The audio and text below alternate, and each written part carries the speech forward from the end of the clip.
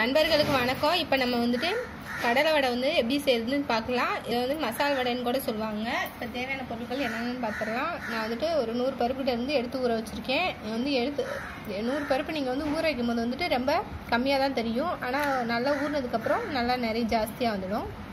பாருங்கள், நல்லாவே ஊறிடுச்சு. ஒரு 3 மணி நேரம் இல்லை 4 மணி நேரம் ஊற வச்சுருங்க. அதிகமாக ஊற வச்சிங்கன்னா தண்ணி கொடுத்துட்டு அவ்வளோவா நல்லா வராது.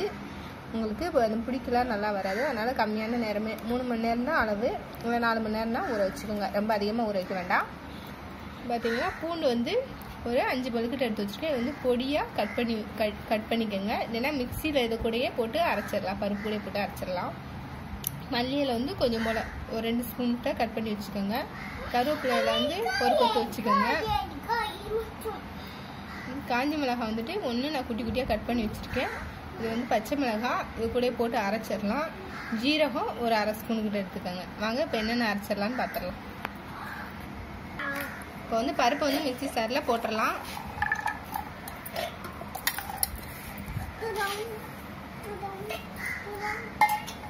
இது கூடயே பூண்டு கட் பண்ணி வச்சுருக்கோம்ல, அது போட்டுக்கோங்க.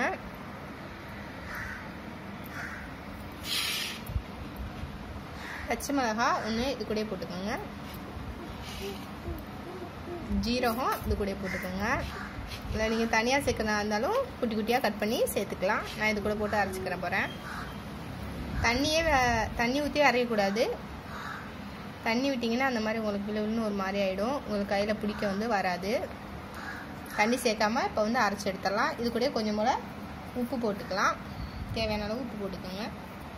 பாருங்க, இப்போ வந்து அரைச்சி எடுத்துகிட்டு வந்துடலாம்.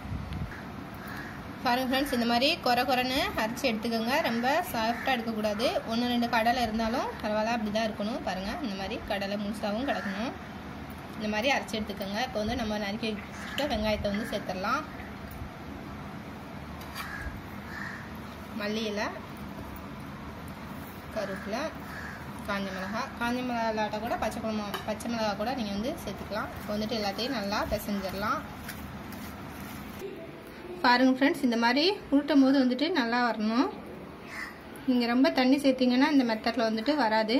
இப்போ வந்துட்டு கை நடுவால் வச்சு இந்த மாதிரி அமுத்திடுங்க. பார்த்தீங்கன்னா உங்களுக்கு வந்து வடை ஷேப்பில் வந்துடும்.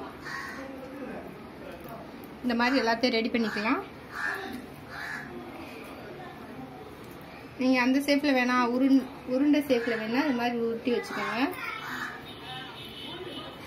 என் பொண்ணுக்கு உருண்டை ஷேப்பில் கொடுத்தா தான் சாப்பிடுவா. அதனால் வந்துட்டு நான் இது மாதிரி செஞ்சு வச்சுருக்கேன்.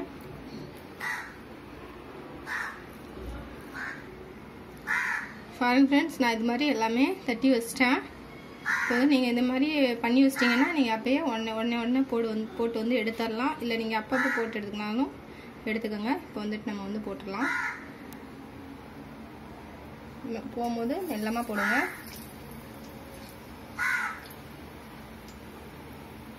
கவனமாக போடுங்க. போடும்போது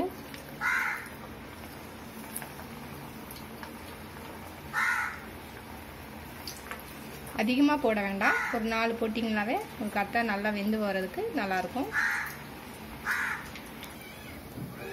பாருங்கள் ஃப்ரெண்ட்ஸ், எடுத்துடலாம். நீங்கள் வந்துட்டு போட்டதுக்கப்புறம் திருப்பி விட்டுருங்க. போட்ட உடனே திருப்பாமல் லைட்டாக வெந்ததுக்கப்புறம் திருப்பினீங்கன்னா உங்களுக்கு சூப்பராக வந்துடும். உங்களுக்கு மசால் வடை ரெடி ஆயிடுச்சு. இப்போ அதையும் போட்டு எடுத்துடலாம். நல்லா எண்ணெய் வடிஞ்சதுக்கப்புறம் ஒரு பவுலுக்கு மாற்றிக்கோங்க.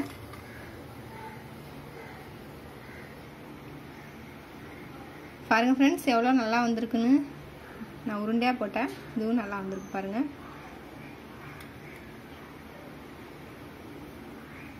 எண்ணெயெலாம் அவ்வளோ வந்து குடிக்கல. பாருங்கள், இந்த வீடியோ உங்களுக்கு பிடிச்சிருந்தானா லைக் பண்ணுங்கள், ஷேர் பண்ணுங்கள், கமெண்ட் பண்ணுங்கள். Thank you friends.